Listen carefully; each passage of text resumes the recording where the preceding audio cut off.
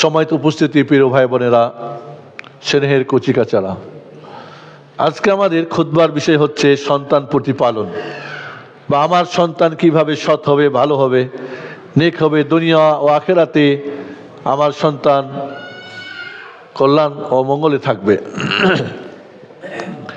বিষয়টি অনেক কঠিন। পৃথিবীতে সবচেয়ে যে সাবজেক্টটা কঠিন মনে করা হয় সর্বযুগের সর্বসময়, সেটা সন্তান প্রতিপালন। কারণ মানুষ এমন এক সৃষ্টি মহান রব্বুল আলামিনের, দ্বিমুখী স্বভাবের, আল খালকুল আজীব। একদিক থেকে আল্লাহ বলছেন ওয়াখলাকাল ইনসানা দাঈফা, মানুষ খুব সৃষ্টি করা হয়েছে এদেরকে দুর্বল। এরা আসলে দুর্বল। এই যে ঠান্ডায় দেখেন কত কিছু লাগাইছেন, গরমে আবার এসি চালাও, না হলে বাঁচেন না। ব্যাংকে এখন ল্যাপ কাঁথা নিয়েছে, গরমের সময় কি এসি লাগে? লাগে না তো।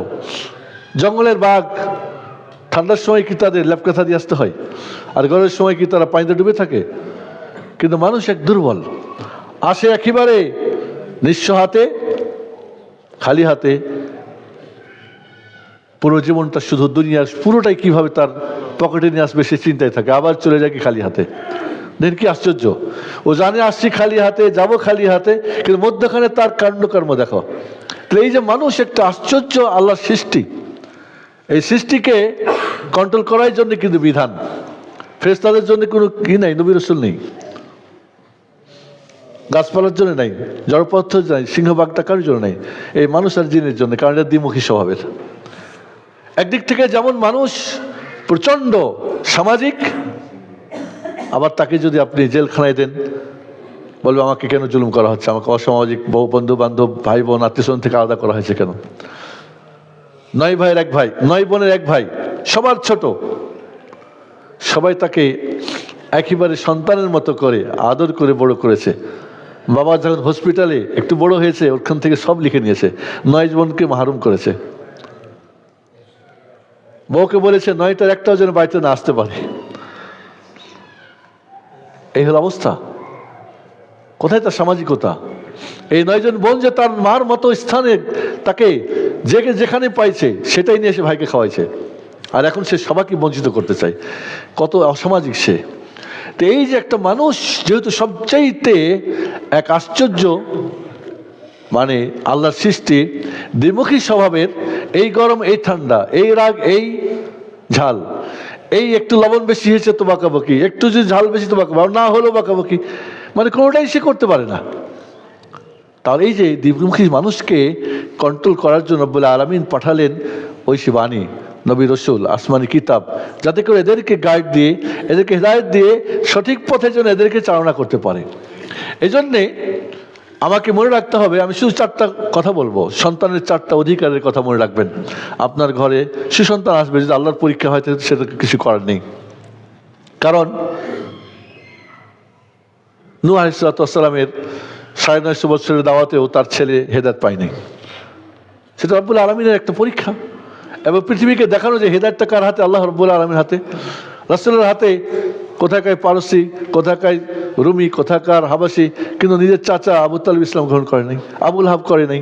এটা রব্বুল আলামিন মানুষকে দেখাতে চাই যে দেখো হেদায়েতটা আমার হাতে। তবে চেষ্টা আমাদের করতে হবে। একজন বাবা যদি, মা যদি সন্তানের যদি সর্বাত্মক চেষ্টা করে যায় ভালো করার জন্য, না হয় তাহলে তাদের খাতায় কিন্তু পাপ জারিয়া যাবে না। কিন্তু যদি ভালো হয়ে যায়, ভালো যদি হয়ে যায়, তাহলে তাদের সমস্ত সন্তানের নেকির বক্সাতে হবে না, হুজুর ডাকতে হবে না, অটোমেটিকলি কি তার অ্যাকাউন্টে, বাবার অ্যাকাউন্টে জমা হবে। ছেলে হজ করেছে, তার নামে হজ অ্যাকাউন্ট জমা হয়ে যাবে, বোনাস পেতে থাকবে, স্বাভাবিক। ওয়াল্লাহি সাল ইনসান ইল্লা মা সাআ, এটা তার কর্মফল, সে পেতেই থাকবে।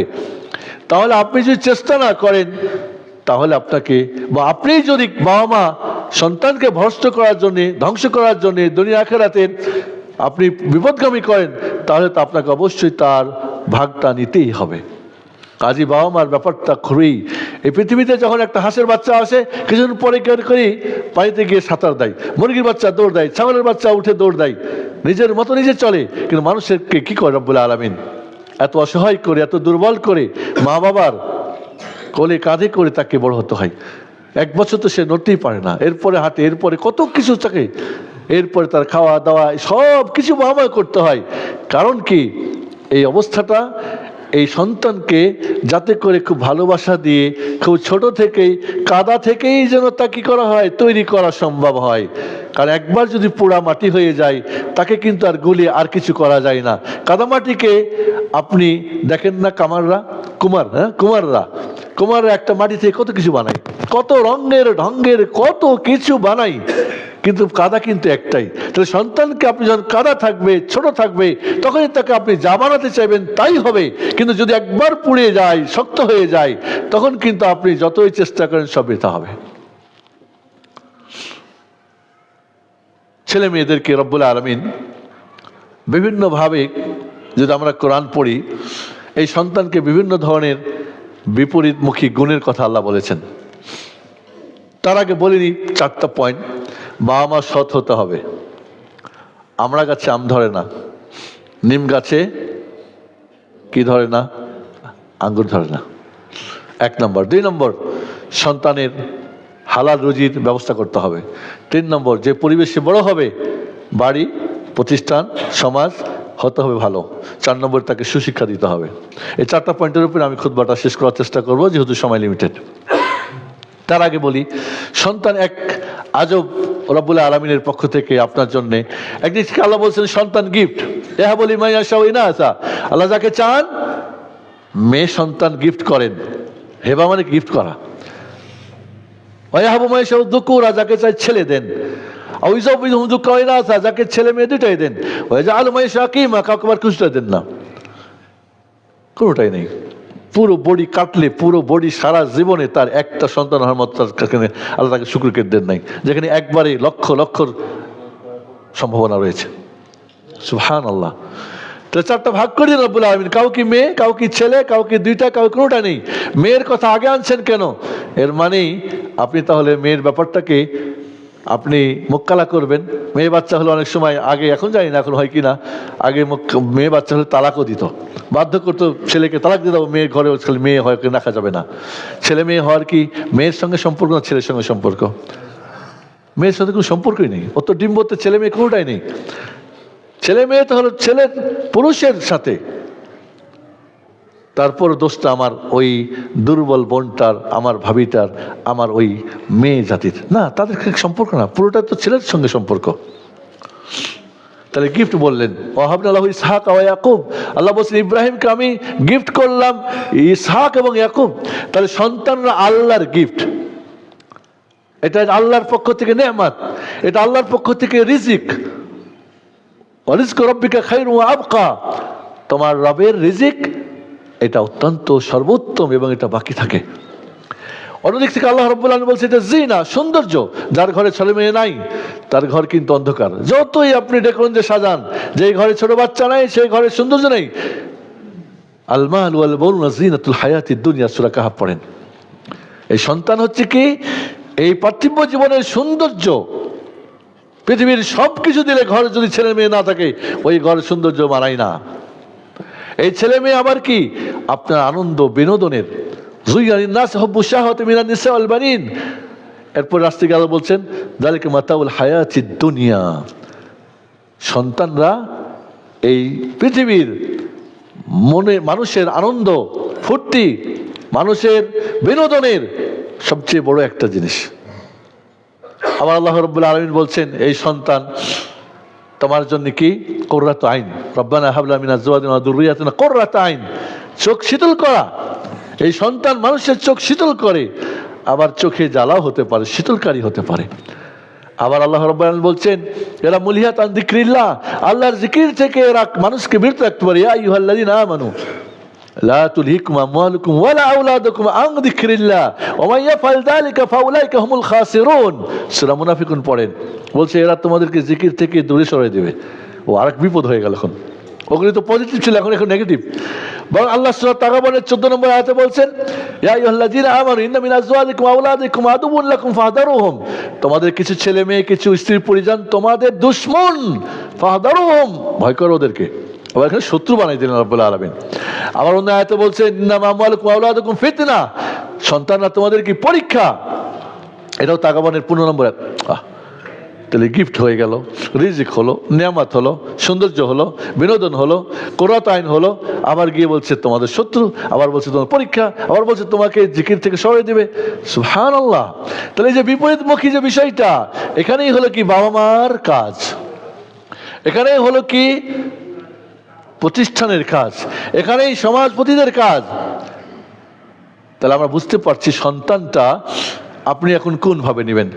এখন এই সবগুলিকে আপনি একসাথে নিজে আগাতে চান, আর আপনি কিছুই জানেন না।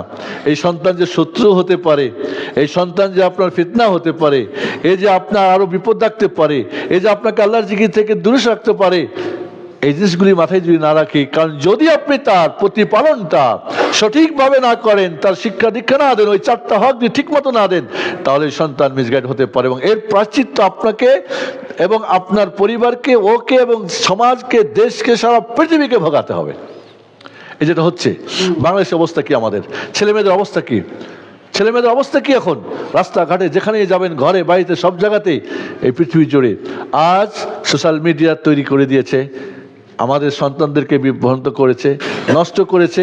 এখন পোলাপান কি আল্লাহর বান্দা না, বান্দার ফেসবুকের।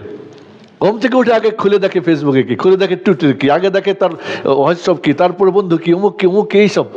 আল্লাহকে স্মরণ করে না। এরা ঘুমানোর সময় ওই দেখতে দেখতে মরে, দেখতে দেখতেই ঘুমায়, দেখতে দেখতে উঠে। এদের অবস্থা আজকে বাজে অবস্থা।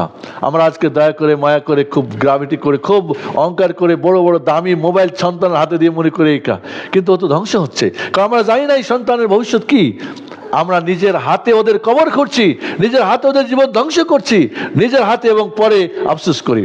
উত্তরা এলাকায় প্রায় যারা আমার ক্লাস করে দেখি, শুনি, বেশিরভাগ হয় এরা বড় লোকরা এখন কোথায়, হয় বৃদ্ধাশ্রমে, আর নয় কোথায় বাড়ির মধ্যে 7 তলা বাড়ি, বুড়ার বুড়ি আর একটা কাজের মেয়ে বা সিকিউরিটি গার্ড, আর কেউ নেই। মসজিদে আসেন না কেন, কয় মসজিদে একটু, তারপর কেউ নাই, ছেলে মেয়ে কয় সব বাইরে। ও খুব গর্ব করছেন, আমার ছেলে ইংল্যান্ডে থাকে, আমার ছেলে কি থাকে, ইউরোপে থাকে, আমেরিকায় থাকে। এতদিন অহংকার করেছেন, এখন ওই দেখেন না এক ডাক্তার, তার ইঞ্জিনিয়ার, তার ডাক্তার, ছেলেমেয়েরা সব বাইরে গেছে। এখন সে যে তার সব কিছুই নিয়ে এনেছে, এমনকি মুক্তিযোদ্ধার যে কার্ডটা সেটাও নিয়ে এনেছে। এই অবস্থা কেন? কারণ আজকে আমরা ভুলে গিয়েছি যে বাবা মার যে দায়িত্বটা আমরা পালনে ব্যর্থ হয়েছি, আমরা সচেতন হই নাই। এই জন্য বন্ধুরা, চলুন আমি 4টা পয়েন্টের কথা বলবো আপনাদেরকে। নাম্বার 1, আপনি চাচ্ছেন আপনার ঘরের ছেলে মেয়ে সন্তান সৎ হোক, ভালো হোক, ডবল হিরো হোক, দুনিয়াও হোক, আখেরাতে হোক, আপনি এখানে অহংকার করবেন, গর্ব করবেন, তাহলে 1 নম্বর কাজ, সন্তানকে ভালো ভাবার আগে নিজে ভালো হয়ে যান। বাবা মাকে সৎ হতে হবে। ওয়াকানা আবুহুমা সালিহা। আপনার সূরা কাহাফ তো পড়েন, শুক্রবার পড়েন না, খাজির আলাইহিস সালামের ঘটনা পড়ছেন না? ওই যে কি করলেন আল্লাহ রাব্বুল আলামিন, দেখেন গরিব মানুষ কিছু গচ্ছিত মাল ওয়ালের নিচে পুঁতে রেখেছে, সেটাই তো তখনকার ব্যাংক, ঠিক না? এখন ওই ওয়ালটা পড়ে যাওয়ার উপক্রম হয়েছে। রব্বুল আলামিন তার 2 জন রাসূলকে, 2 জন শ্রেষ্ঠ রাসূলকে, খাজির আলাইহিস সালাম এবং মূসা আলাইহিস সালাম, 2 জনকে পাঠালেন ওই ওয়ালটাকে ঠিক করে দেওয়ার জন্য। চিন্তা করছেন কারণ কি? কান আবুহুমা সালিহা, কারণ তাদের বাবা মা ছিল কি নেককার, পরেজগার, ভালো, উত্তম। তা রব্বুল আলামিন 2 জন রাসূলকে দিয়ে আমানতদার, যাতে ওটা দিতে গিয়ে আবার ঠিক করতে গিয়ে নিজেরা নিয়ে ভাগে, আবার না ভাগে, রক্ষক আর ভক্ষক না হয়। আল্লাহু আকবার। চিন্তা করতে পারছেন? আপনারা সূরা বাকারার ঘটনা জানেন? সূরা বাকারা, এই যে গাভীর ঘটনা, এক কাঠুরে নেককার, তার স্ত্রী নেককার, পরেজগার, কাটে বিক্রি করে, খায়, ছেলে মেয়ে, একটাই মাত্র ছেলে, মারা গেল, যাওয়ার সময় একটা কুড়াল রেখে গেছে, বাস আর কিছু রেখে যায় না, কিন্তু একটা গাভী ছোট বাচ্চা জঙ্গলে রেখে দিয়েছে। জঙ্গলকে বলছে আমানত দিলাম, আমার বড় ছেলে হলে ফেরত দিবে। ছেলে বড় হলো, সংক্ষিপ্ত বলি, বাচ্চা ওই কুড়াল নিয়ে কাটে বিক্রি করে, 3 ভাগ করে। 1 ভাগ দিয়ে দৈনিকের যা খাওয়ার মাকে কিনে দেয়, 1 ভাগ বাবা মার নামে দান করে দেয়, আত্মীয় স্বজনের নামে, আর 1টা ভাগ মার হাতে দেয়। ছেলে বড় হলো, বিয়ে দিতে হবে। মা বললো যাও গাভী একটা আছে আমাদের নিয়ে আসো জঙ্গলে। কি বলো মা? এই জঙ্গলের মধ্যে কত বাঘ ভাল্লুক, কত হিংস্র, এই তোমার কি বলো? কয় তোমার বাবা আল্লাহর কাছে আস্তাউদিউল্লাহ আল্লাযী লা তাযী ওয়াদায়ু, আমরা জানি এই দোয়া পড়ে যদি বাড়ি থেকে বের হন, এই বাড়িতে চোর ডাকাত খনি কেউ ঢুকবে না, বাড়ির কোনো ক্ষতি হবে না। আপনি যতদিন না আসবেন এই বাড়ির কেউ একটা চুলো খসাতে পারবে না, কারণ আপনি আল্লাহর কাছে দিয়ে গেছেন, এটা জিম্মা। মক্কি মুসাফিরের জন্য দোয়া করে, মুসাফির মক্কামির জন্য দোয়া করবে। আমরা তো এগুলি জানি চাই না, আমরা তো হাই হ্যালো করে শুধু বাই বই করে চলে যাই। বন্ধুরা, জঙ্গলকে গিয়ে বলবা আমার বাবার আমানত আমাকে ফেরত দাও, গিয়ে বলছে, গাভী চলে আসছে। গাভীর ছোট্ট ঘটনা। তারপরে তো আপনারা জানেন যে এই গাভী একদিকে গোল্ডেন কালারের গাভী দেখেছেন কেউ? দেখছেন? সৌদি আরবে লাল উট, যে লাল উটের কথা রাসূল বলছেন যে একটা মানুষ যদি তোমার দ্বারা হেদায়েত হয় আলী, তাহলে এই একটা লাল উটের চেয়ে উত্তম। একটা লাল উটের দাম হচ্ছে 3 লক্ষ মিলিয়ন রিয়াল। মিলিয়ন লক্ষ, 3 লক্ষ মিলিয়ন রিয়াল, সৌদি আরবে বলছি। তাহলে এটা কি হলো শেষ পর্যন্ত? ওই যে ঘটনা ঘটে গেল, মুসা আলাইহিস সালাম ওদিকে একটা হত্যা হয়েছে, এটার জন্য এই গাভী দরকার। একদিকে গাভী, এই খায়াটা মোটা তাজা কত ভারী যে হয়েছে, আর স্বর্ণ।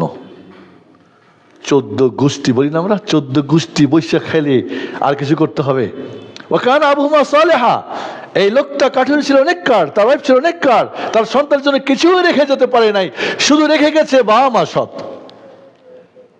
এরকম বহু পরিবার আমরা জানি যে বাবা মা একেবারে নিঃস্ব ছিল, মরে গেছে, তাদের ছেলেমেয়েরা এখন আলহামদুলিল্লাহ অনেক ভালো এসেছে। বাবা মা সৎ হতে হবে। সৎ হওয়ার জন্য কি শর্ত? বিষয়টা অনেক বড়। সর্বপ্রথমে চয়েস ঠিক হতে হবে। তুনকাহুল মারআতু লিআরবা লিহাসাবিহা লিজামালিহা ওয়া মালিহা ওয়া লিদীনিহা ওয়াল ফাতওয়াতিদ্দিন। ধন দেখে, সম্পদ দেখে, বংশ বুনিয়াদ দেখে বিয়ে করে, দিন দেখে বিয়ে করো, তোমার কল্যাণময় হবে, মঙ্গলময় হবে। আজকে দিনটা থাকেই না আমাদের ওদিকে। ছোটকালে আমার বাবা একটু মাতাবর মানুষ, তো বিয়ে শাদী এখানে ওখানে উনি দাওয়াত পেয়ে, আমি ওনার সঙ্গে থাকতাম।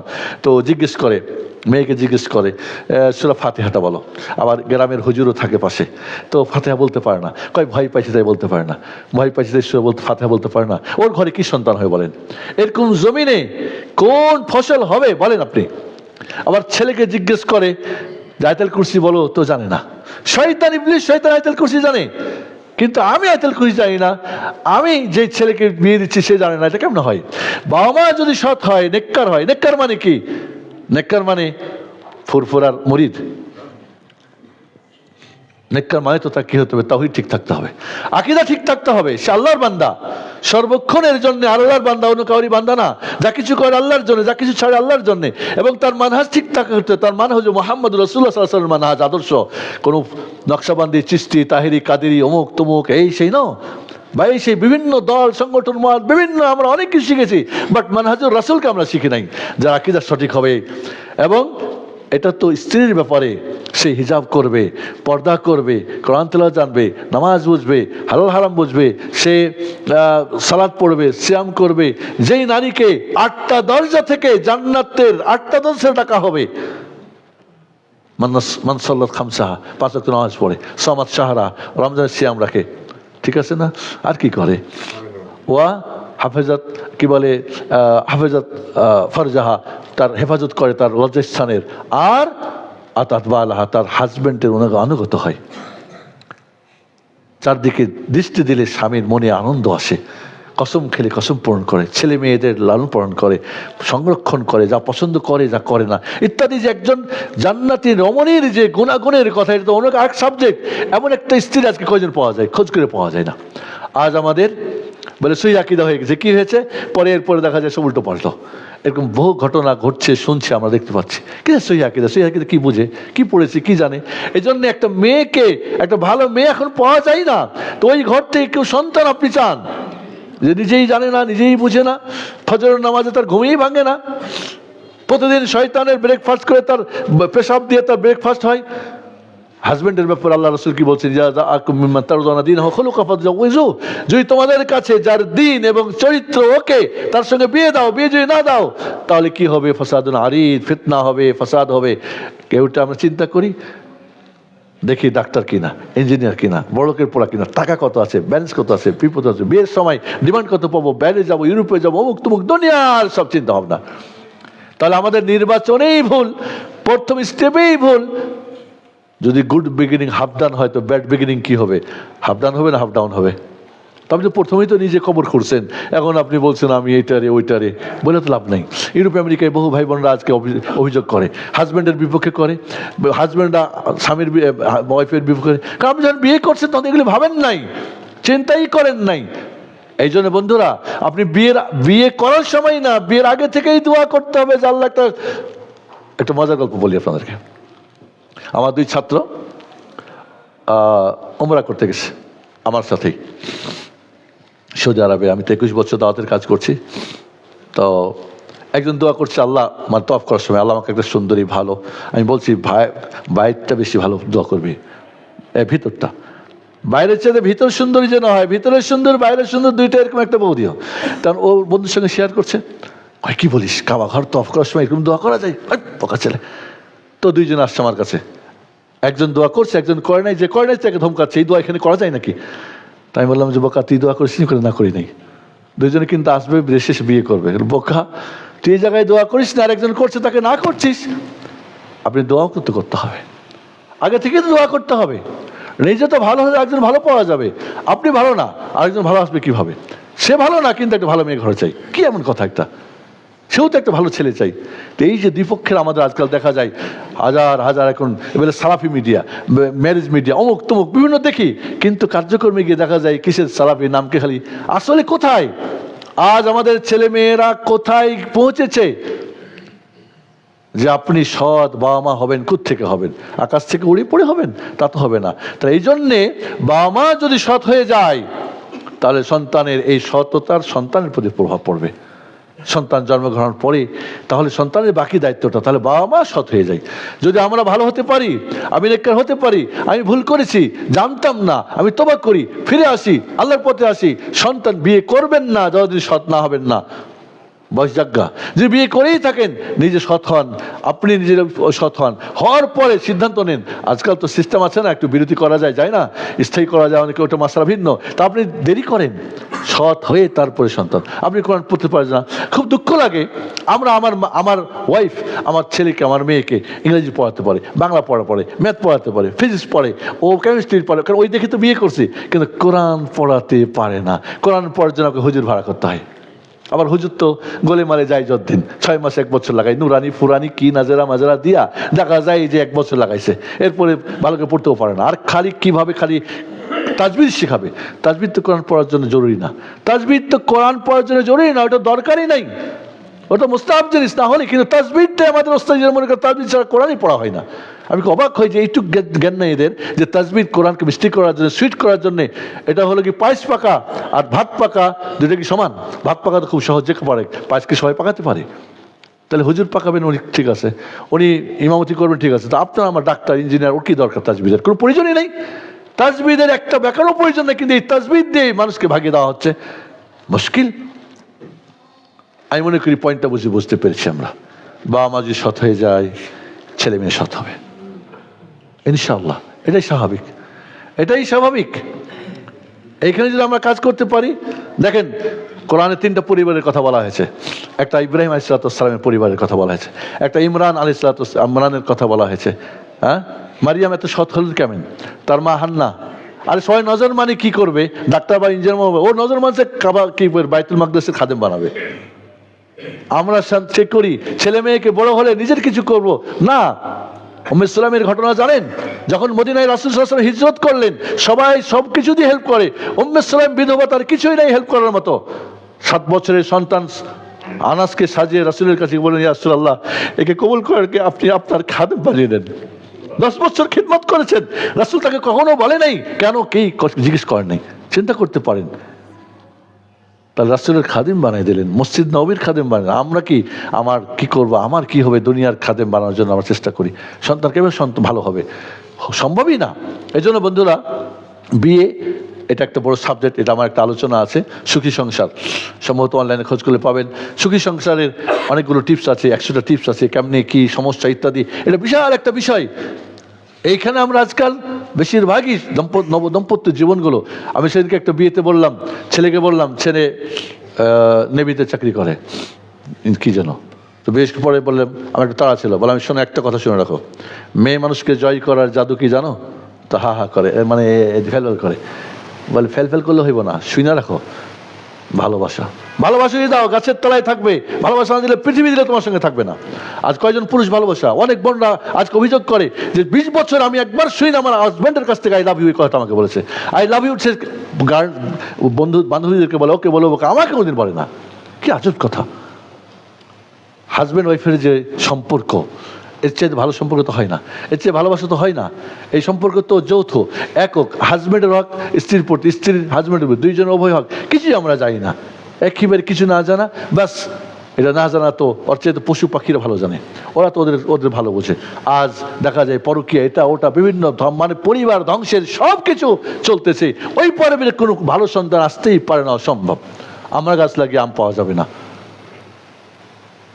কখনোই না। এই জন্য বলবো, সর্বপ্রথম যে কাজটা আমাদের কি করতে হবে, বাবা মা সৎ হতে হবে। আপনি চাচ্ছেন ছেলে মেয়ে সৎ হোক, হ্যাঁ, আপনার ছেলে ডাক্তার হোক, সবচেয়ে পৃথিবীর শ্রেষ্ঠ ডাক্তার হোক, ইঞ্জিনিয়ার হোক, যা হোক, ক্যামব্রিজ কি বলে আপনার অক্সফোর্ড শেষ করুক, বাট আপনার সন্তান হবে। কুল্লু মাউলিদ ফিতলা ফাবাওয়াহু ইউহাব্বিদানি আও ইউনাসসিরানি আও ইউমাজ্জিসানি। রাসূল বলেন, প্রতিটি সন্তান মুসলিম হয়ে জন্মগ্রহণ করে, আল্লাহর বান্দা হয়ে জন্মগ্রহণ করে, ফিতরাতের ওপর আছে।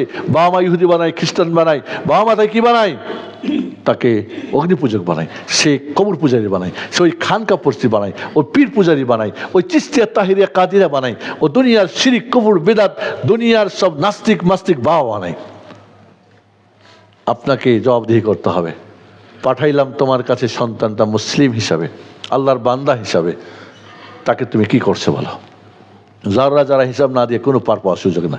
এই জন্য ছেলে মেয়েকে বাবা মা যদি সৎ হয়ে যায়, ইনশাআল্লাহ অনেকটাই পার হয়ে গেল। নাম্বার 2 যে বিষয়টা, সেটা হলো কি, এই সন্তানের খাওয়া দাওয়া, নিজের খাওয়া দাওয়া হালাল হতে হবে। হারামে আরাম নেই, পাপে শান্তি নেই। হারামে আরাম নেই, পাপে শান্তি নেই। স্লোগানটা আমি সব জায়গায় বলি। আজ আমরা হারাম করি আরামের জন্যে, আমরা পাপ করি শান্তির জন্যে। আরামের মালিক কে? আল্লাহ সুবহানাহু ওয়া তাআলা। শান্তির মালিক কে? আপনি হারাম করবেন, আপনার আল্লাহকে আরাম দিবে, আরামে রাখবে। আপনি পাপ করবেন, আল্লাহকে শান্তি রাখবেন, কখন না। এই ছেলে মেয়েকে হালাল খাওয়াবেন। কুল্লু লাহমিন নাবাত মিন হারাম আও মিন সাহতিন ফাহুয়া আওলা বিন নার। যেই গোস্তটা, কোন বর্ণনা আছে গদাম, রক্তটা হারাম দিয়ে লালিত পালিত হয়, তার উত্তম ঠিকানা কোথায়? জান্নাতে, জাহান্নাম। তো যেই সন্তানটাকে হারাম খাওয়াচ্ছেন, নিজে আপনি হারাম খেয়েছেন, স্ত্রী হারাম খেয়েছে, নিজেরা মিলন করেছেন, এর মাধ্যমে আপনার ডিম্ব বীর্য হয়েছে, এর মাধ্যমে সন্তান কোথেকে ভালো আসবে? যদি জমিনটা ভালো না হয়, বীজটা ভালো না হয়, তাহলে ওখানে কোনো ভালো ফসল আশা করা যায় না। এই জন্য বন্ধুরা, আমাদের এখানে খুবই জরুরি যে সন্তানকে হালাল রুজি ভক্ষণ করানো। হালাল খুবই জরুরি, কারণ হালালের আর একটা পাওয়ার আছে। মুসলিমদের শক্তি, মুসলিমদের জয় বিজয় দেখে কাফের মুশরিকরা দেখেছি কি ব্যাপার, এদের এত তেজ কেন, এদের জয় হয় কেন? দুটো জিনিস পেয়েছে, একটা হালাল রুজি, আর একটা দেখেছি তারা কমান্ড মানে, যদি বলে সামনে মরে গেলে মেরে গেছি, কোনো দেখা দেখিনি। আমাদের ঐক্য ধ্বংস করেছে মুসলিমরা, আমাদের ভিতরে ঢুকাই দিয়েছে। আজকাল ইসলামী ব্যাংক, অমুক ব্যাংক, তমুক ব্যাংক, এই নাম সেই নাম, অমুক তমুক, দুনিয়ার মিজে ভিড় ফুরে দেখা যায় শুধু ঢুকানো রয়েছে। নাউজুবিল্লাহ। হালাল আজকে আমাদের নেই। একজন সতী নারী, সৎ সন্তানরা বাবাকে বলে, স্ত্রী স্বামীকে বলে, বেড়ে যাচ্ছে আমার জন্যে, আমাদের কুঠার পেটের জ্বালা আমরা সহ্য করে নেবো, একবার না খেয়ে 3 বার না খেয়ে 1 বার খাবো, সমস্যা নেই, বাট আগুনের জ্বালা আমরা সহ্য করতে পারিব না, হারামের দিকে পা বাড়াবে না। বা যে সতী নারী না হয়, এই সব কিছু বুঝে না, কি বুঝে? যে দিক থেকে হোক সেদিক থেকে নিয়ে আসো, শুধু হারাম, ঘুষ, অন্যায়, ব্যবসা। দেখেন না, হারাম দেখতে কি কোথাও দেখতে যাবো না? বাংলাদেশের মাটিতে হারাম কিভাবে আসে যায়, এটা তো বাংলাদেশের মাটিতে এখানে কানাই ভরে গেছে, পেপার, পত্রিকা, সোশ্যাল সব জায়গায় ছড়িয়ে গেছে। আমার মনে হয় আবাল বৃদ্ধ বনিতা, ধনী গরিব, শিক্ষক সবাই জানে এই দেশটার অবস্থা কি। দুর্নীতির শীর্ষে এরা। হারাম খেয়ে আপনি আরাম করতে চাচ্ছেন? যে সন্তানকে হারাম খাইয়েছেন, ও আপনার জীবনের আরাম হারাম করিয়ে দিবে।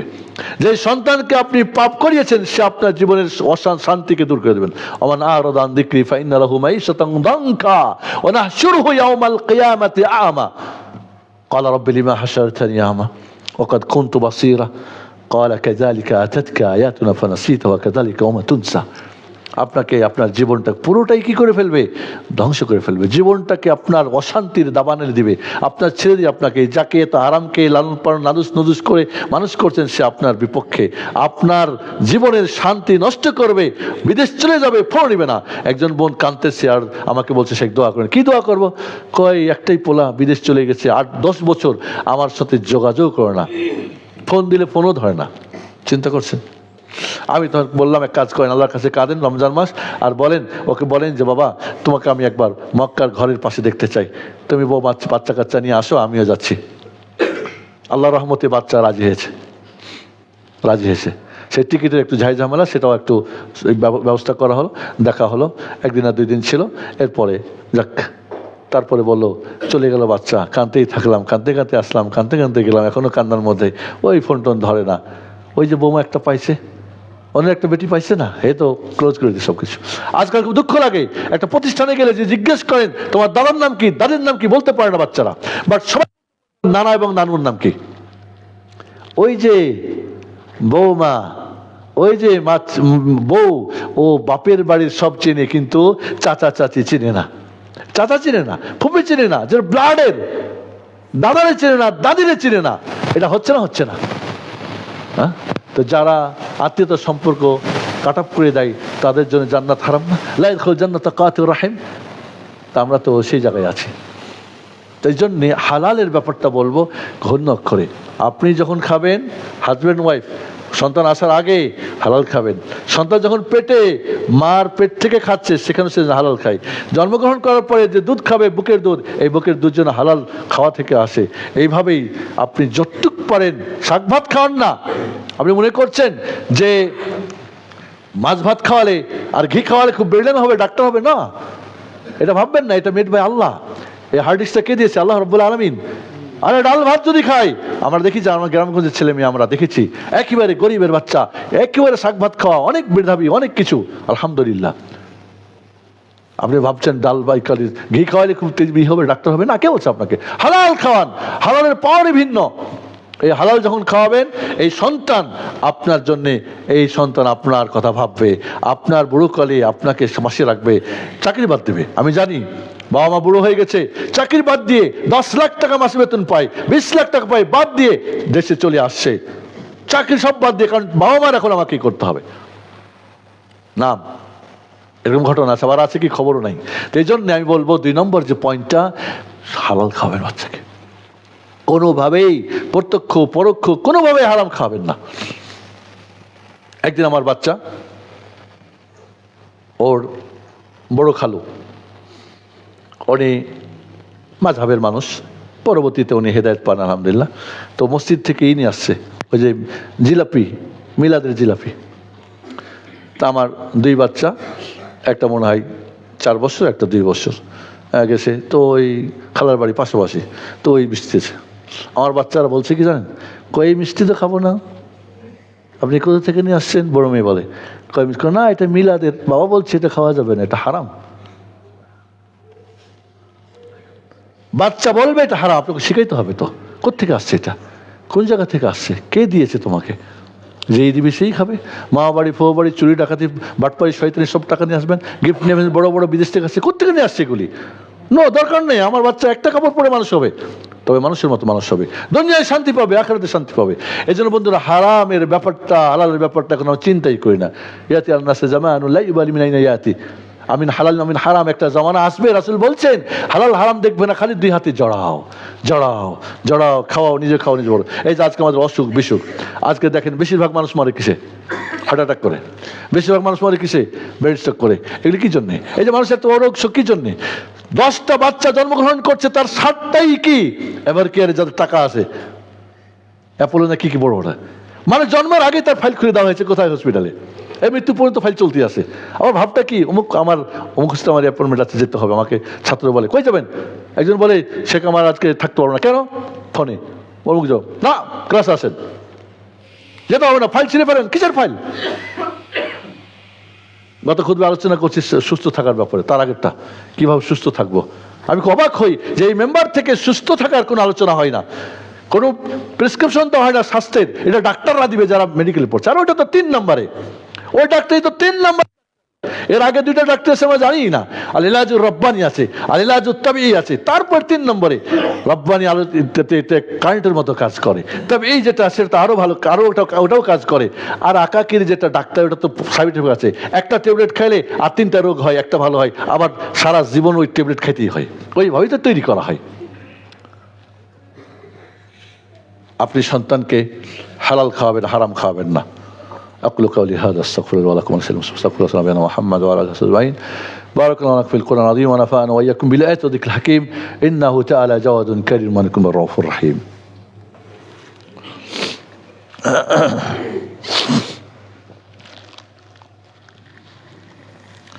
الحمد لله حمدا كثيرا طيبا مباركا فيه واشهد ان لا اله الا الله وحده لا شريك له واشهد ان محمدا عبده ورسوله. সময়ত উপস্থিতি প্রিয় ভাই বোনেরা, 3 নম্বর হচ্ছে বাচ্চার পরিবেশ, যেখানে সে লালিত পালিত হবে সেই পরিবেশটা ইসলামিক পরিবেশ হতে হবে, ভালো হতে হবে, মনোরম হতে হবে, স্বচ্ছ হতে হবে, আরামদায়ক হতে হবে। আজ আমাদের পরিবেশের অবস্থা কি? সন্তান প্রতিপালনের 3টে জায়গা, একটা বাড়ি, একটা প্রতিষ্ঠান, একটা সমাজ। বাড়ির অবস্থা তারে নারে তারে নারে, গান বাজনা, ফেসবুক সবার হাতে। বাচ্চা লিখেছে বাচ্চাকে বলেছে তোমরা একটা করে লেখো, প্রবন্ধ লেখো। বাচ্চা লিখেছে আমি মোবাইল হতে চাই। আর মোবাইল হতে চাই লিখেছে উনি টিচার, ওনারই মেয়ে লিখেছে ঘরে এসে স্বামীর সঙ্গে কথা বলে। আপনারা দেখেন না ফেসবুকে এটা কথা? বলে কী হয়েছে? বলি এই ঘটনা। কেন হতে চাই? কারণ বাবা সবসময় মোবাইল কাছে রাখে, মা রাখে, ওকে সবসময় ভালো রাখে, বালিশের কাছে রাখে, আদর করে, ওর সঙ্গে রাখে। আমাকে তো খবর নেই না। আজ আমাদের মোবাইল হয়ে গেছে, বাচ্চারা জায়গা দখল করছে। আজকে প্রতিটার হাতে মোবাইল, ছোট বাচ্চা দৌড়াচ্ছে এর কাছে, ওর কাছে মোবাইল। আজকে পরিবেশ এত নোংরা হয়েছে, আজ আমাদের সংস্কৃতি ধ্বংস হয়ে গেছে। বাঙালি সংস্কৃতির নাম দিয়ে, বাঙালি জাতীয়তা সংস্কৃতির নাম দিয়ে হিন্দুয়ানি যত সংস্কৃতি চালানো হয় আমাদের বিয়েতে, আমাদের অনুষ্ঠানে, সব কিছুর মধ্যে আমাদের লেবাস, পোশাক, চলাফেরা, লেনদেন, খাওয়া দাওয়া, সব কিছু আমাদের পরিবেশ হয়ে গেছে হিন্দুয়ানি পরিবেশ। আমাদের বাড়িটা শয়তানের জায়গা হয়ে গেছে। যেই বাড়িতে ছবি থাকে, যেই বাড়িতে কুকুর থাকে, ফেরেশতা ঢোকে না। হাদিস তো জানেন, সবাই জানেন না কি? এত পুরা দেশ তো ছবিটা ভরা, পুরা দেশেই তো ছবিটা ভরা। নিজের ম্যারেজ ডের ছবি, বাচ্চার ছবি, ওই বাবার ছবি, মার ছবি, নেতার ছবি, অমুক তমুক, এই সেই, পুরো বাড়িটাই তো শয়তানের। এমন কিছু বাড়ি আছে শয়তানও প্রবেশ করতে লজ্জা করে মনে হয়, নাউজুবিল্লাহ। তো সেইখানে কি আপনি মনে করছেন আপনার সন্তান ভালো থাকবে? সেদিনকে একজন দেখি বাচ্চা খালি কাঁদে, বলে এদিকে নিয়ে আসো। তো বাচ্চাকে একটু ফুঁকে দিলাম। এরপরে বলে কি যে বাচ্চাটা আমার আসে ঘুমাইছে, ভালো, ঠিক আছে। তাই বাড়িতে ছবি বললাম যে এগুলি রাখবেন না। ও আচ্ছা। নামাজ কালাম তো পড়ে না, দোয়া কালাম জানে না। ওই সন্তানের পরিবেশটা পুরোটাই কি নোংরা, পুরো শয়তান বসবাসের জায়গা। যেই বাড়িতে সূরা বাকারার শেষের 2 আয়াত পড়া হয়, সেই বাড়িতে 3 দিন পড়লে শয়তান বাড়িতে প্রবেশ করতেই পারে না। শয়তান প্রবেশ করলে সূরা বাকারা পড়লে ওখান থেকে ভেঙে যায়। জিকির নেই, আজকে নেই। মাসালুল বাইতিল্লাযী লা ইয়াযকুরু ফীহি রাব্বাহু ওয়াল্লাযী ইয়াযকুরু ফীহি রাব্বাহু কামাসালিল হাইয়্যিল মাইয়্যিত। যেই বাড়িতে আল্লাহর জিকির হয় সেটা জীবিত বাড়ি, যেখানে হয় না সেটা মৃত্যু বাড়ি। মাসালুল্লাযী ইয়াযকুরু রাব্বাহু ওয়াল্লাযী লা ইয়াযকুরু রাব্বাহু কামাসালিল হাইয়্যিল মাইয়্যিত। যে আল্লাহর স্মরণ করে, জিকির করে, নামাজ পড়ে, কোরআন তেলাওয়াত করে, সে হলো জীবিত, আর যে করে না সে মৃত। তো বাবা মৃত, বাড়ি মৃত, ওইখানে সন্তান কি হবে বলেন আপনারা? আপনারা বলেন যে ওই সন্তানের কি হবে ওখানে? ও তো নিষ্পাপ। আমার একটা ছোট নাতি আছে, দেখি মাঝে মাঝে একটু দুষ্টমি বেশি করে। তোর মাকে বলে আমাকে দাও, দিয়ে একটু ফুকটুকি দিয়ে দিই, কয় আব্বা ভালো হয়ে গেছে, আলহামদুলিল্লাহ। জি, আপনি কোনো জিকির আজকার নাই, তাকে ফুকফাক নাই, তার রুকিয়া নাই, তার সুস্থ থাকার কোনো চিন্তা ভাবনা করছেন না, কিছুই করছেন না। তাকে দিন সেখানে, তাকে আপনি পরিবেশটাই নোংরা। এই পরিবেশে ফজরের নামাজ হচ্ছে না, এই পরিবেশে 5 ওয়াক্ত নামাজ হচ্ছে না, জিকির আজকার হচ্ছে না, কোরআন তেলাওয়াত হচ্ছে না, বিসমিল্লাহ হচ্ছে না, আল্লাহু আকবার হচ্ছে না। আমি এখন, আমার নাতি মাত্র 2 বছর বয়স, কিছু খেলে বিসমিল্লাহ বলো, নাহলে শয়তান খেয়ে ফেলবে। দান মামাতে খাচ্ছ, শয়তান খেয়ে দিবে। এই যে কথাগুলি সে কোথেকে শিখছে? আজান শুরু হলেই স্টপ। ও নিজে আমাকে বলে নো, কথা বলো না, মোবাইল বন্ধ করো। তা এই জিনিসগুলো শিখে থেকে, মানে এই যে বলতে চাচ্ছি, এই যে বাস্তব যে দেখতেছি, যে ওকে যেভাবে করবেন সেভাবে করবে। পরিবেশটা ওকে শিক্ষা দিবে, পরিবেশটা ওকে বোঝাবে, পরিবেশটা ওর মেজাজ তৈরি করবে, পরিবেশটাই তার ভালো দিকে নিয়ে যাবে। আজ আমাদের পরিবেশ নোংরা হয়ে গেছে, বাড়ির পরিবেশও ভালো না, প্রতিষ্ঠানের পরিবেশ ভালো না, আর আমাদের সমাজ ব্যবস্থাতে একেবারে বাইরে গেলে বিড়ি, সিগারেট, গালি, মন্দ, আজে বাজে সব ফালতু কথাগুলো বাজার শুনে। যত বাচ্চারা বাইরে মিশলেই যত বাজে কথা, কুকথা, অমুক তমুক এই সেই গালিগুলা শিখে, পরিবেশ পুরোটাই ধ্বংস। এই বাচ্চার পুরোটাই দোষ, বাচ্চার। আজ আমাদের এইখানে আমরা মার খেয়ে গেছি। এই জন্য বন্ধুরা, পরিবেশটা, একটা নর্দমার মধ্যে যদি গোলাপ ফুল ফুটে যায়, ওই গোলাপ ফুলের ঘ্রাণ পাওয়া যাবে না ওই নর্দমার পচা ওই গোলাপের সুগন্ধিকে ম্লান করে দিবে? হবে না। তাহলে আপনার এই যে গোলাপটা, এই সন্তানরা আপনার গোলাপ, ফুটন্ত গোলাপ, নিষ্পাপ, এই সন্তানদের যেখানে ফুটবে, যেই পেটে তারা ধারণ করবে, যেই পেট থেকে আসবে, যেই মায়ের দুধ পান করবে, যেই পরিবেশে বড় হবে, যেই পরিবেশে লালিত পালিত হবে, যেখানে লেখাপড়া করবে, যেখানে বন্ধু বান্ধব, সেই পরিবেশটা ভালো করার জন্য আমরা শুধু অন্যকে দোষাই, অন্যকে দোষাই। আজ আমরা অনেক বড় বড় খালি স্লোগান দিতে পারলে, আমি দেখি আমাদের দেশের মানুষ আবেগ দিয়ে, শুধু আবেগ দিয়ে সব করে ফেলবে, আবেগ দিয়ে সব কিছু করে ফেলবে। বিবেক কই, প্ল্যান কই, প্রোগ্রাম কই, সংস্কারের জন্য কি করতে হবে কিছু চিন্তা নেই, আবেগ দিয়ে মরে যাব, ইনসাফ কায়েম করে ফেলবো। আমি বলি, আপনি কি আপনার নিজের উপর ইনসাফ করতে পারছেন? আপনার দুটি সন্তানের প্রতি পারছেন? আপনার ওয়াইফের উপর পারছেন? আপনার পরিবারের প্রতি পারছেন? আপনি কোত্থেকে ইনসাফ কায়েম হবে? এই আবেগ দিয়ে তো কাজ হবে না। আমাদের বিবেকসম্মত, বাস্তবসম্মত প্ল্যান করতে হবে, পরিবেশ কিভাবে সুন্দর করা যায়, কিভাবে একটা এলাকা ভালো পরিবেশ করা যায়, যে এখানে সহি আকীদা হবে, মানাজ হবে, ছেলেমেয়েরা ভালো সুন্দর গড়ে উঠবে, ফ্রেন্ডশিপ হবে, সব কিছু। এরকম পরিবেশই নাই আজকে আমাদের। এই জন্য বন্ধুরা, বাড়ির পরিবেশ কে করবে? এই বাড়ির টিচার হচ্ছেন, হেড ম্যাডাম হচ্ছেন মা, এর সহকারী হেল্পার হচ্ছে বাবা, হেল্পার বাবা। এই জন্যে বাড়ির নারীর কাজ হলো 75%, আর স্বামীর হলো বাইরের 75, বাইরে হলো 25 ওয়াইফের, আর ঘরের হলো হাজব্যান্ডের মাত্র 25। এখানে আপনি 100-তে যাবেন না, গেলে কি হবে? আপনার অ্যাক্সিডেন্ট হবে, করতে যাবেন না। অনেক স্বামী আছে মনে করে আমি তো বাড়িতে সব জায়গায়, আমি না, এটা ঠিক না। বা অনেক স্ত্রী আছে মনে করে আমি বাইরেও বাড়িতে, না, এটা ভুল, ভুল, কখনোই না। এই জন্য আজ আমাদের পরিবেশের ব্যাপারটাকে খুবই সচেতন হতে হবে আমাদেরকে। লাস্ট পয়েন্টটাতে আমি যাই। আমি মনে হয় বুঝতে পেরেছি মেসেজটা। আপনারা যে পরিবেশ কার কার ঘরে ঘরটা ঠিক করেন, কোনো ছবি থাকবে না এই ঘরের মধ্যে, এমন কিছু থাকবে না যেটা আমার সন্তান, যেটা শয়তানের কোনই থাকবে, কালচার থাকবে, নো, ওরকম লোকজন আসতে দেওয়া যাবে না, বন্ধু বান্ধব আসতে দেওয়া না, সব কিছু কাট অফ করে দেন। আপনি সন্তানকে নেক বানিয়ে যাবেন, যা কিছু করবে বোনাস কবর থেকে পাবেন। এই হুজুর দায়িত্বে আমাদের দেশের সিস্টেম আছে না, হুজুর দায়িত্ব 7খানি কি বলে চেহলাম, আর 7 দিনে 40 দিনে অমুক তমুক এই সেই কোরআনখানি, কোনো কাজ আসবে না। এটা শুধু হুজুরদের পেটে যাবে আর পকড়ে যাবে, আপনার কবরে কিছুই যাবে না, বরং পাপ যাবে, পাপ যাবে। কারণ আপনি তাকে শিখে দিয়ে যান নাই, তাকে বেদাত করা শিখে দিয়ে গেছেন। যদি একজন আমাকে বলছে বাবা নসিহত করে গেছে মরে গেলে 7টা গরু জবাই করে আমার নামে 40 করে দিবা, এখন কি করবো? আমি 7টা গরু, তুমি যদি ক্ষমতা থাকে 7টা গরু গরিব মিসকিনকে দিয়ে দাও। এই 7 টুকরাও দেওয়া যাবে না কোনো এতিমখানা, কোথাও কোনো জায়গায় দেওয়া যাবে না। কি বলে আপনার ওই কি চেহলাম করা যাবে না, এতিমখানা এখানে ওখানে দিয়ে দাও। তাহলে আজকে আমরা দেখা যায় নজর মান সেই করবে, সেই করবে না, শরীয়ত সম্মত হলে সে জায়েজ নেই, হারাম। এই জন্য পরিবেশটাকে আমরা ঠিক করি। বাড়িতে যে প্রতিষ্ঠানে দিবেন সেটা আসতেছি, এবং যেই সমাজে যেখানে বসবাস করে সমাজটাকে ঠিক করেন। আপনি একজন দাঁড়ান, 2জন দাঁড়ান, 3জন দাঁড়ান, এই সমাজে কেউ বিড়ি খেতে পারবে না। সৌদি আরবে আল কাসিম একটা এলাকা আছে, কেউ বিড়ি খেতে পারবে না বাইরে, কোনো দোকানে কেউ বিড়ি বিক্রি করতে পারবে না, এই এলাকার কোনো দোকানে কোনো ধরনের বাজি করা যাবে না। 1জন 2জন 3জন দাঁড়াইছে, বাস পুরো পরিবেশ হয়ে গেছে। ওটা কল্পনা করতেই পারে না যে এখানে কিছু করা যাবে। তা আমরা উদ্যোগ নিই না কেন? 2টা পরিবার নিই, 3টা নিই, 4টা নিই, 5টা নিই, এভাবে আস্তে আস্তে ব্যক্তি হবে, পরিবার হবে, সমাজ হবে, এভাবে তো রাষ্ট্র হবে। আমরা পরিবেশকে তৈরি করার চেষ্টা করি। এরপরে 4 নম্বর সর্বশেষ যেটা, সেটা হলো সন্তানের সুশিক্ষার ব্যবস্থা করতে হবে। আজ সুশিক্ষা কোথায়? আজকাল আমাদের মাশাআল্লাহ বহুত মাদ্রাসা, বহুত, আমি দেখি খুব সব আশ্চর্য হই, একটাই সব করে ফেলবে, একটার মধ্যে যা আছে সব করে ফেলবে, আসলে কোনোটাই পারে না।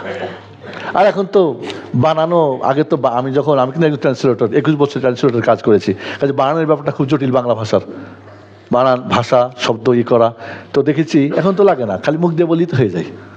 খালি বাদ দাও 120টা 15টা খালি বৈশিষ্ট্য লিখে রেখেছি। এত বৈশিষ্ট্য আমি বলছি না এটা আপনাদেরকে, মানে এরকম বৈশিষ্ট্য লিখেছি। আসলে বৈশিষ্ট্য এত লিখেছেন, আসলে এত বৈশিষ্ট্য তো দরকার নেই, দরকার নেই। আমি তো বলি একটা প্রতিষ্ঠানের 4টা চাকা, মনোরম উন্নত পরিবেশের চৌকস ম্যানেজমেন্ট। মাদ্রাসার হুজুরা তো ম্যানেজমেন্ট বুঝেই না, জিরো। আমি কোনো মাদ্রাসা ভিজিটে গেলে প্রথম যাই ওয়াশরুমে আর যাই আমি কিচেনে, দুইটাই দেখি কি একেবারে 0, 100-র মধ্যে নাম্বার হলে 0 নাম্বার। তো ওখান থেকে কী তৈরি হবে? যে নিজের খাওয়ার জায়গাটা, ওয়াশরুমের জায়গাটা ঠিক রাখতে পারে, সে কোথায় মানুষ তৈরি করে দেবে? পরিবেশ খুবই জরুরি, প্রতিষ্ঠানের পরিবেশটা একান্ত জরুরি। 2 নম্বর, এখানকার টিচার মডেল টিচার হতে হবে। আমি একটা প্রশিক্ষণ দিই, মডেল টিচারের 50টি গুণ। 50 থেকে যে শূন্যবাদ দিলে কয় থাকে? 5 থাকে না? 5 গুণ নাই, তাদের তিনি বিশ্ববিখ্যাত টিচার। 5 তার মধ্যে খোঁজ করে পাওয়া যাবে না। আমি চ্যালেঞ্জ করছি, পরীক্ষায় আমার কাছে পাস করে, কিন্তু উনি খুব বিশ্ববিখ্যাত টিচার। 50টা গুণের 5টাও নাই, উনি ভালো টিচার। কেমন ভালো টিচার হয়? টিচিং পৃথিবীতে সবচেয়ে বড় কঠিন। আপনি জানেন আয়ারল্যান্ডে একটা প্রাইমারি বাচ্চাকে, একটা শিশু শিক্ষাকে পড়াতে গেলে তাকে বিএড করতে হয়, এমএড করতে হয়, আরও কত কিছু নিয়ে তারপর তাকে ক্লাসে ঢুকাই। তার আগে আমাদের এখান থেকে রাস্তাঘাট থেকে যে কেউ কিছু ঢুকে গেল, 4 টাকা 5 টাকা টিচার ঢুকে দিলাম। 2 দিন পর টিচার চেঞ্জ হয়। কারণ কি? উনি এই করবে সেই করবে, ভালো টিচার নাই না, কম বেতনে যত চালা যায় বলে মানে নো। টিচার তো হলো সবচেয়ে বড় এখানে গুরুত্বপূর্ণ একটা বিষয়। কোথায় টিচার আপনার? ভালো টিচারই নাই। ভালো টিচার ভালো টাকা দিতে হবে। তো আরবি শিখাই ফেলবেন, মিয়া ও তো আরবি নিজেই জানে না, ও ইংলিশ শিখে, ও তো ভালো ইংরেজি নিজেই জানে না, ও ভালো ম্যাথ বোঝে না, কোথেকে হবে? আমার ম্যাথের টিচার 3বারে ফেল করছিল কি ম্যাট্রিকে, এই ম্যাথে ফেল করছে, কিন্তু ওনার কাছে যারা পড়েছে 199 এর কমে নম্বর পাইলে উনি বলতে আমার তাহলে আমি শিক্ষকতা বন্ধ করবো। আমিও তার কাছে 3 মাস ম্যাথ পড়তাম, 3 মাস ম্যাথ পড়ে বাকি মাসগুলি আমি টিচিং দিতাম ছাত্রদেরকে, এবং সবচেয়ে ভালো পড়াতাম। কারণ উনি ম্যাথের 3বার ফেল করে ভালো টিচার হয়েছে, কিন্তু পাস করতে পারে না, আর পরীক্ষা দেয় নাই, লজ্জায় আর পরীক্ষা দেয় নাই, যা দেবো না। কিন্তু ওনার ছাত্ররা মাশাআল্লাহ ম্যাথ ভালো করছে। কোথায় ভালো টিচার আজকে? কোথায় ভালো টিচার? ভালো টিচার না হলে, ভালো ফ্যাক্টরি না হলে কি প্রোডাকশন ভালো হবে? দুবাই দিয়ে কি মেড ইন জিরা দিয়ে কি মেড ইন জাপান তৈরি হবে? কখনোই তো হবে না। আদর্শ টিচার কোথায় আজকে? টিচারের অভাব। 3 নম্বর, ভালো অন্য তোমার সিলেবাস লাগবে। কোথায় সিলেবাস? জোড়াই তোরা এখান ওখান থেকে দিয়ে বাস পার করে দাও। যেই সিলেবাসটা ডবল হিরো তৈরি করবে, রব্বানা আতিনা ফিদ দুনিয়া হাসানা ওয়া ফিল আখিরাতি হাসানা ওয়া কিনা আযাবান নার। আল্লাহ আমাকে ডবল হিরো বানাও, দুনিয়া বানাও, আখিরাতে বানাও। আমি এটা ট্রান্সলেট করি, আমি ট্রান্সলেট তো সংক্ষিপ্ত ট্রান্সলেট আছে, আমাকে ডবল হিরো বানায় দেয় দুনিয়া আখিরাতে। দেখেন সবাই বুঝছেন ঠিক না? এখন যদি আরবি থেকে বাংলা করি, এরপরে অনেক সুন্দর আমার ডবল হিরো একটা আলোচনা আছে অনলাইনে গিয়ে দেখবেন, ডবল হিরো কেমন হওয়া যায়। আজ আমাদের ডবল হিরোর কোনো প্ল্যানই নেই। শুধু ডাক্তার হবে, উনি জেন্টলম্যান, দাঁড়িয়ে পেশাব করবে, আর হুজুর কি জুব্বা গুব্বা নিয়া টুপি নিয়ে মানুষের সামনে বৈশা পেশাব করবে, দেখতেই কি বিরক্ত। আবার কুলুক নিয়ে হাঁটাহাঁটি করবে, কি বেশি ব্যাপার। আবার কুলুক নিয়ে কত কিছু জাল জয়ীফ হাদিস বর্ণনা করে মানুষের বলে, এটা খুব ভালো। তাহলে আপনি চিন্তা করছেন যে সন্তান তৈরি হবে যে প্রতিষ্ঠানে, তার সিলেবাসটাই তো ঠিক নাই। এই যে দ্বিমুখী শিক্ষা হয়ে গেছে আজকে সৌদি আরবে, একমুখী শিক্ষার কারণে একজন ডাক্তার, একজন ইঞ্জিনিয়ার, একজন ব্যারিস্টার, একজন পাইলট, বেশিরভাগ ওদের বড় বড় অফিসাররা সব কোরআন হাফেজ। আমি ওই দেশের সেনানিবাসে আমি প্রোগ্রাম করছি আমাদের বাংলাদেশ ভাইদের মধ্যে, ওর বড় বড় শিক্ষিত যারা বড় পদে সব কোরআন হাফেজ। একদিন গিয়ে দেখি কি, মানে রমজান মাস মানে তারাবির পরে আমার আলোচনা আছে, দেখি ওনাদের যে সবচেয়ে বড় জেনারেল কি বলেন সবচেয়ে বড় পদের, উনি নামাজ পড়াচ্ছেন। আল্লাহ, মনে হচ্ছে কোরআন নাজিল হচ্ছে, এত সুন্দর, এত মিষ্টি, এত ভালো করে। পরে জিজ্ঞেস করলাম একজনকে, হাফেজুল কোরআনও? আমাদের বড় সব হাফেজুল কোরআন। আমার দেশে হাফেজ না করুক, আমার দেশের যত হাফেজ শতকরা 95 জন হাফেজ না, যেগুলির নামের আগে হাফেজ পাগড়ি পড়া 95 জন হাফেজ না, 5 জন তাও তারাপি পড়া হাফেজ। ও আল্লাহর জন্য হাফেজ হয় নাই, ওই মিডিল নেওয়ার জন্য হাফেজ। ও কোরআনের অর্থ জানে না, ওই হাফেজ দিয়ে কি হবে? আমার কোরআনের 10টা হক আছে, তার একটা দিয়ে তার কি পার হয়ে যাবে? কখনো তো পার হবে না। এই জন্য বলছি আজকে সিলেবাসের প্রচন্ড, আমাদের সিলেবাস নেই, দ্বিমুখী সিলেবাস হওয়ার কারণে যায় না। সৌদি আরবের ক্লাস ইন্টারমিডিয়েট পর্যন্ত একটা সিলেবাস, এরপরে যে যেদিকে যাবে কিন্তু সে তাওহীদ জানে, সে সুন্নাহ জানে, সে সব জানে, সে যে কোনো মাসাইল হাল যে কোনো যে কোরআন হাদিসে বলতে পারে। আমরা কামিল পাস করি, দাওরা পাস করি, বাস ওই কিছু পড়ে ওই হুজুর কি বলছে, বুজুর কি বলছে, স্বপ্নে কি আছে এগুলি বলি, আমরা বলতে পারি না কোরআন আছে কি আছে, হাদিসে কি আছে। ওরা সুবহানাল্লাহ, আমি দেখেছি ওরা ফিজিক্স বলেন, ওরা কেমিস্ট্রি বলেন, এটা বলেন, ওটা বলেন, সব কিছুই কোরআন হাদিস দিয়ে, ওরা প্রত্যেকটা কোরআন হাদিস দিয়ে বোঝানো রয়েছে। সুবহানাল্লাহ। আপনারা জানেন যে এই বিজ্ঞানের জগতে, ওই গবেষণার জগতে মুসলিমরা আগে ছিল না? আপনি মেডিকেল সায়েন্স বলেন, আপনি যে কোনো বলেন, প্রত্যেকটা সৌরবিজ্ঞান এটা ওটা সব কিছুতে এরা ছিল। এগুলো আমরা ভুলে গেছি, আজকে নিয়ে এসেছি খ্রিস্টানরা, ওইটা আমরা পড়াচ্ছি বাচ্চাদেরকে। আমরা খ্রিস্টানদের দিকে যাচ্ছে, মুসলিমের দিকে আসছে না। আমার সময় যেহেতু শেষ বন্ধুরা, শুধু বলবো যে আমাদের সিলেবাস প্রতিষ্ঠানের কোথায়, কে গড়ে সিলেবাস? কিছুদিন আগে তো সিলেবাস দেখেছিলেন যে মাদ্রাসার সিলেবাসে মূর্তির ছবি উঠে গেছে। ওখানে পুরো সিলেবাসটাকেই হিন্দু ইন্ডিয়ান সিলেবাস বানানো হয়েছে, নাউজুবিল্লাহ। বাচ্চাদেরকে ধ্বংস করে দেওয়ার জন্যে।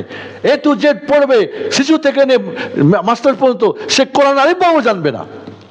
আরে আলিয়া সে কামেল পাস করে, সে কোরআন পড়তে পারে না, সে মুখে দাড়ি রাখে না, সে আলাহাম বোঝে না। সে, আপনি জানেন যে আলিয়া মাদ্রাসাতে কমিউনিস্ট পার্টিও আছে?